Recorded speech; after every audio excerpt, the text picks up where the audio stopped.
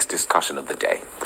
As Nigeria joins the rest of the world to commemorate the International Day of Education, stakeholders believe it is an opportunity for the government to take a critical look at the myriad of challenges that have bedeviled the sector and confront them frontally.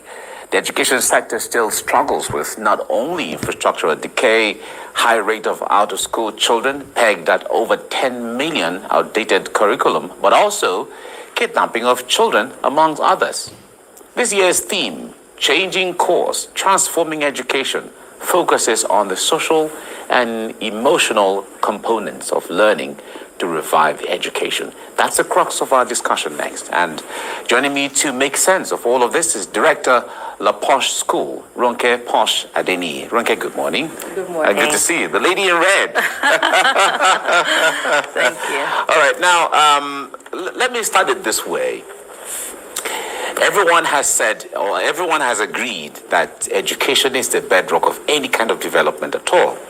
However, we have still seen, if we want to analyze deeply and pick some of these things, that it is still those who are educated one way or the other who become leaders, that are the ones who have also deprived the system at one point or the other, too, of what is needed. And we sitting down here complaining of some of the things that should be in place that are not in place.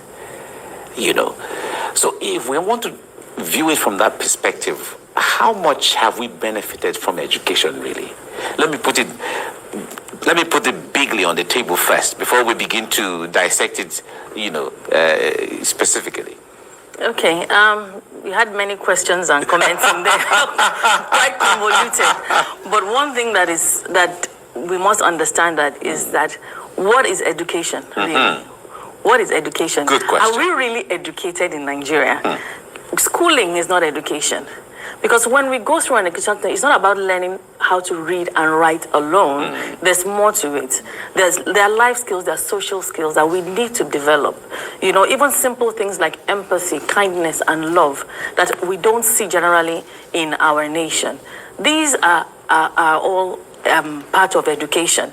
You know, being kind, leading people aright, leadership skills, all these are education. So it's not enough to know how to read and write.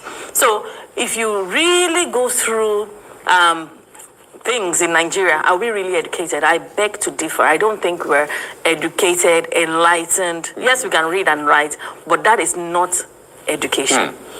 Education, read and write, enlightenment, civilization, all of those, the list goes on and on. It goes on. All right, now the point there is, on a day like this that we commemorate International Day of Education, it draws closer home the importance of what education is. And education, in fact, for the purpose of this discussion now, when we say education, we'll put all of those elements you're talking about, enlightenment, civilization, everything inside, so that we don't, it's not about sitting in class in the four walls. Exactly. And all of that only. But however, the point there is, education, they say, some people say it starts from the home, from parenting, and all of that. And if you watch and analyze the last few decades, you see that every single decade seemed to be deterioration of quality of everything, even from parenting to leadership to everything and all of that. Now, what are the consequences or implications of this deterioration that we are seeing? The consequences is what we are seeing, really. So when you rightly said that education starts from the home. Now, if education starts from the home and the parents are saying they're busy and they're at work, how does that education happen? Hustling to make money. Yes, they're hustling to make money. So they will outsource their parenting to domestic workers that don't share the same values with them. And even these days, what values do parents really have? Because we see so much going on these days. So we are really in a mess in society, and we need to return to old-fashioned values, old-fashioned morals. That's where we need to return to, because what we have now, we do not have people that are educated enough to be able to take out enough, not many anyway, compared to the population of the nation. Because, like you rightly said, we have, in fact, when I checked last night, it was over 13 million children that are out of school. Out of school. And that's even the data that we have. You know, Nigeria is not a country that we can bank on our data. Yeah. We have many people that have, even around where I live, you know, when you go around, you see people that have given birth to children, they haven't taken them to hospital. You know, we haven't counted those sort of people. So are we talking 20 million? You know, so it's like the poverty capital of the world and illiterate capital of the world, where we don't have a lot of people that are educated. So how do you move a nation forward when they are not really educated? And then when the education has not been imbibed into the people, when people have only been schooled, how do they also move our nation forward? I mean, you must have read recently about the school owner who abducted a 5-year-old. Oh, yeah. And also, and then We read that eventually killed the little girl. Now, the school is supposed to be a second home to the children. Now, if I cannot confidently and safely take my child to school, where else can I take my child to? Now, what is the vision of the person who set up the school? How can you find it in your heart to do something like that to a child that is yours? So that is the condition really, that we are living in the country really now. heartbreaking when we read that report, and we just hope that the security agents or the law will take its course the way it's supposed to be. Now, you mentioned the issue of going back to the old-fashioned education. I'd like us to go back to that old-fashioned. Let's talk about it. Some people will say, well, old-fashioned is old school, like this, that, like some people would say. But if you want to measure the value and the quality and the substance of that old school that some people would say, of course, it will be more valuable than what we have now. But how do we go back there when the world is moving this way? You see, people are saying old-fashioned, but the thing is, there's hype and there's substance. Okay. There's the meat of the crux, the core of it. What you want to make fashionable is how you do it. At the end of the day, the values will still remain the values. Integrity is still integrity. How you choose to deliver the message, whether you want to use social media, whether you want to digitalize it, whether you want to do whatever, that old-fashioned value is still integrity. It's still leadership. It's still empathy. All those values still remain the same. What made that old-fashioned education that valuable at that time? I think parents were present. People were more conscious of what they were doing, and the love of money, the love of this accelerated living, where people just want to fast track this microwave living. We want to have everything. We want to have everything right now. We want to have it. In fact, you want to have it yesterday. You don't even want to have it right now. We have a lot of that now. So all those. So people are there's a lot of desperation in the. Yeah, people don't want to go through the process. They just want to get the results. So we're struggling. If people don't focus on that process and they're struggling, they will jump hoops and they will compromise. As it is now, well, let's talk about the issue of curriculum.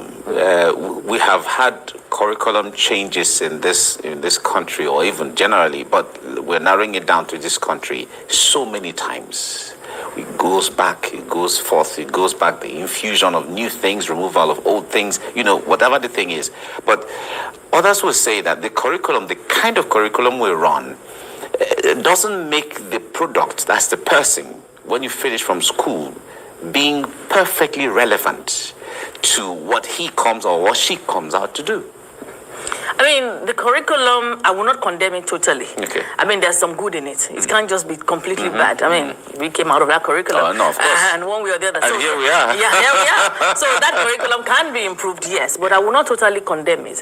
What I will condemn is how it is delivered, how it is managed.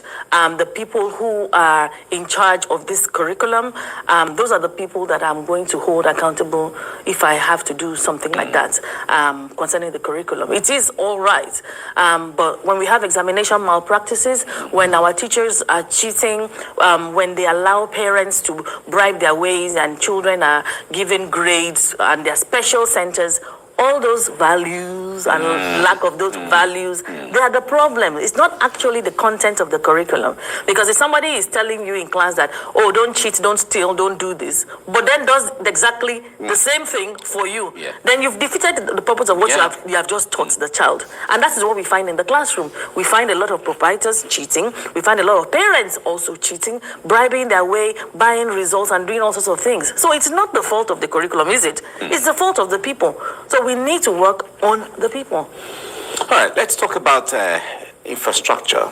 The point there is you go to especially, I'm underlining the word especially, public schools, where you go to some public schools and then right from the primary to some secondary school. But it's a good thing that if you come to Lagos, comparatively, you will see some level of upgraded standards, but we're putting Nigeria on the platter now. You go to so many public schools and a lot of things are dilapidated. We've seen even in higher institutions where students sit on blocks sometimes, sit on the windows. We've had in some parts of the country where you're going to school, you have to go with your own chair, otherwise you can't sit down, and things like that. What is the impact of things like this on the learning process that we are talking, the substance of the learning process? So learning is said to be state dependent. For a child to thrive, they need a conducive environment. For a child to thrive, they need freedom. For a child to thrive, they have to have the right support systems and they have to have choices. But we find that a lot of these are lacking. And it's not just in the public schools. Yes, the public schools, the private schools have come and they've actually saved the day in many ways. However, these challenges still remain in both sectors. Because, I've seen all sorts of schools cutting to separate the classroom and all sorts of things, but they are supposed to be, some of those ones I would still even rather take my child to a public school than some of the so-called private schools. I think some people call them mushroom. I'm not into the labeling, but I encourage us to all improve standards. So a child that doesn't have a conducive environment to learn is going to struggle. They would actually struggle to learn. So you can't eat, you're hungry, you don't have a chair to sit, you're on the floor, it's raining or the sun is so hot. How do you actually really enjoy learning? Because learning is to be enjoyed. It's not supposed to be endured. So that's why I said the delivery of the education, we must do it right in such a way that the children enjoy learning and they become lifelong learners, because that's what they need for the sustainable development goals. They need to enjoy learning and be curious and question and continue to explore. This is how we're going to drive the change that we need in Nigeria. If we have to, I wonder where we have to start from. Whether it is the government that has to start it, or the parents have to start it, or proprietors like you have to start it. I don't know. Where should we start from when we're talking about getting it right? In a way that it is general enough to impact everybody. So we start with you. Start with me. Start in your circle of influence. We can't keep saying government. If we say those government officials are from the people, they pick them from around us, and many people are aspiring to get into the government because they want to do one thing or the other. We have to start in our own circles of influence. We don't have to say, oh, when I become this or when I become that. Start in your community. Start on your road. Start in your church, your mosque, your temple, whatever you are. Start with yourself. How can I drive change where I am? How am I even changing? How am I a light in my community? So we can't wait for the next person. It has to be us. And the more that we keep saying it has to be somebody else, we're not going to go anywhere. We're looking for somebody to lead us. We should self-lead. We are all leaders. We're all capable of driving change, no matter how little. And then when this thing all infuses, then we begin to see substantial change in our nation. All right. On a day like this, how best can a day like this be commemorated? International Day of Education. Unfortunately, I'm not even conscious of the fact that I'm not I don't think a lot of educators even know that the day exists. I don't want to say it. Is it that bad? Yeah. I mean, they don't know they don't know that this day exists. People don't know that which one is education day again. So a lot of people don't even know that it exists. So what are they commemorating? What are the educators doing? What are the school owners doing? Ideally at this time there should be a hashtag, they should be talking about it. It's talking about the girl child in everybody, like I said, in circles of influence. And then you will see the traction. You know, when something happens on social media, different people are talking about it in different tables before you know what's happening. And then it draws attention to the issue. But you find that the educators are already thinking. I mean, yesterday I was scrolling through Facebook, as I was saying today online. I was scrolling through Facebook and somebody was saying, are teachers allowed to wear eyelashes to school? And I thought to myself, we are still talking about eyelashes in 2022. We're talking about color of teachers' hair in 2022. We're talking about teachers wearing trousers in 2022. And countries are talking about sustainable development goals, clearing out poverty, energy, you know, making sure that there's equality. And we were here talking about eyelashes and trousers. So, I mean, this is a mighty mountain to climb in Nigeria. But let's start. Those of us that are doing it, let's just keep lighting the fire. You know, keep lighting, keep touching one person. I like the way you talk about the issue of your area of influence, you know, your circle of influence, where you have some level of influence, make the change there, and you do yours, she does her own, and then at the end of the day, it catches fire, and everywhere is on fire positively. If we all can do that, I guess it will go a long way. Now, let's talk about the issue of emotions, where the way people engage each other, you know, is becoming a little more phenomenal than it used to be. And people have a lot of burden of different things right now, where it's drawing attention to the issue of emotional intelligence, you know, how you should speak to people, how you should engage with other people, you know, and so on. Talk to us from that window regarding how educated we should all be from that window. I mean, you're too right when you talk about emotional intelligence. Everybody needs emotional intelligence, even children. I mean, I've written a book for children, and emotional intelligence is part of the content because it's important that we respect one another as individuals. But we don't find it at all. I was at a wedding on this weekend, and I had a young girl step in front of me, and I said, I'm recording. I'm also recording. She wanted to record, and I'm like, you know, and she just looked at me like, what's this one? You just stayed more in front of, you know. Instead of saying, oh, sorry. You know, all those, you know, please, thank you, sorry, pardon me, excuse me, those magic words, they are non-existent because it's not happening in the homes. You know, people are angry because we are hustling. We want to get this, we want to get that. That's why I said we have to go back to this. What we need are simple things. We don't need all the technology in the world. Yes, they will help, but technology is going to teach you. It's not going to teach you magic words. You have to learn it. Parents have to teach their children to greet. You know, how do you treat your domestic workers in the house? Your children don't greet the security guard. Your children don't greet the driver. Your children don't greet nothing. They just do anything they want. And you let them get away with it. They send them on errands anyhow, do anything. It's from the home. So our challenges are very many, but they are simple to solve if we start with ourselves. Wow. It's okay. In Rwanda, we've read this story about Rwanda so many times where private schools are closing down because government is investing so much, and then when it comes to not just the being affordable, but the quality of education in public schools are becoming better than even private schools, where private schools can't meet up, and so they are closing down and all of that. Now, the private public school, certainly, it may not necessarily be the issue. Education is education, like some people would say.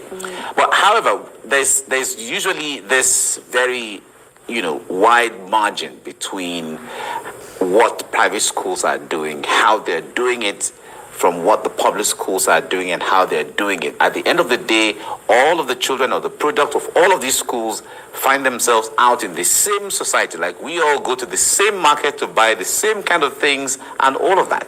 Now, how do we bridge this gap and learn from each other, the public-private sector, where there is no wide dichotomy between one and the other? I think the government will help, our leadership will help, and when we begin to see that, especially private sector, which I belong, when we begin to, and the government begin to see that we are not at war, because there's this vibe that we are at war, the government are coming for the private schools. It's like they're on the side of the public school. When private school owners do something, they're coming with a big stick to flog them, to seal their schools or one thing or the other. Just like we had on the 4th of January resumption, where people couldn't keep up and they're forcing them to, and they're saying, my school is dirty, my school is not ready, but you're saying, oh, you're going to be sealed and things like that. When we begin to collaborate, when we begin to communicate better, because a lot of people didn't even get the information, when we begin to think critically, and just using these 4 C's, being creative, working together. You can use a teacher in a public school and a private school. We have online learning these days. There's so many ways that you can make education even more seamless. There's so many ways that public school teachers can educate and teach private schools and vice versa. It shouldn't be a case of war, as in private school versus public school. It is in the best interest of the child. And if it is genuinely in the best interest of the child, there should be no contention. There should be seamless. It's just going to be a matter of choice. Because no matter how great the public schools become, there will still be people that will choose private school. It is a choice that people want to make. So you should understand that there must be synergy. There must be love. Basic. No, I keep saying these basic things. It's not a fight. Everything is like they're trying to scare us, this fine, this, that. Why must you're running a school and you're trying? They think that people want to profit here. I left a banking job in the UK to come and set up a school in Nigeria. So I came here to add value because I was tired of talking about, I went back to retrain. I had done an MBA, I had gone to medical school. I went back to do education for the Nigerian child. And then you're attacking me. Just, we have to think and know that it's not everybody that is in it for the money. What I'm making today, I'm not even making half of what I was making when I was contracting in the banks. So we must know that some of us have a vested interest in the Nigerian child, and it's not a war. Let us be able to do this thing and do it comfortably, and let us have the support of the government. Let us not always feel as if, once they come around like this, we are shaking in our boots. Hey, they are coming. It shouldn't be there. It shouldn't be like that. It has to be taken away, and that's not the way it is at the moment. All right, we have to leave it here now. Thank you very much, RonkePosh Adeni, for coming on the program. And on a day like this, really important. Like you said, how many educationists know that today is International Day of Education? But we have to drum this awareness so people can really get to talk about it, and then it draws attention to some of the issues that we're talking about. Thank you very much for coming on the program. Thanks for having me. Thank you. Have a good day. Right.